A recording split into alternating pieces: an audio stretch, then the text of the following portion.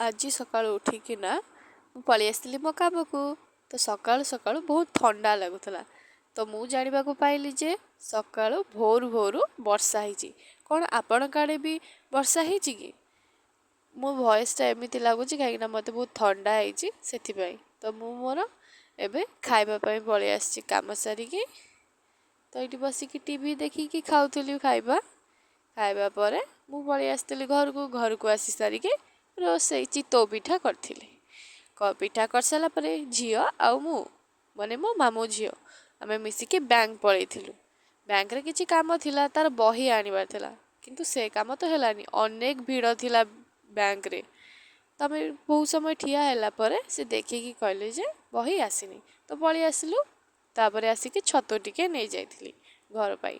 ତାପରେ ସଉଦା ଦୋକାନକୁ ଆସିକି କିଛି ଜିନିଷ ନେଇକି ଘରକୁ ପଳେଇଥିଲି। ମୋ ଆଈ ଛତୁ ବାଛି ଦେଇଥିଲା। ତାପରେ ମୁଁ ଭାଜିକିନା ଖାଇସାରିକି ବୁଲିବାକୁ ପଳେଇ ଯାଇଥିଲି। ଆମ ଛେଳିମାନେ କ'ଣ କରୁଛନ୍ତି ଦେଖନ୍ତୁ ତ। ଆମ କୁକୁଡ଼ା ବସିଛି ଛେଳି ପାଖରେ। ଦେଖି ସାରିଲା ପରେ ତ ମୁଁ ଏବେ ସନ୍ଧ୍ୟା ବେଳକୁ ଆସିଲା ବେଳକୁ ବର୍ଷା ଜୋରରେ ଆସିଛି।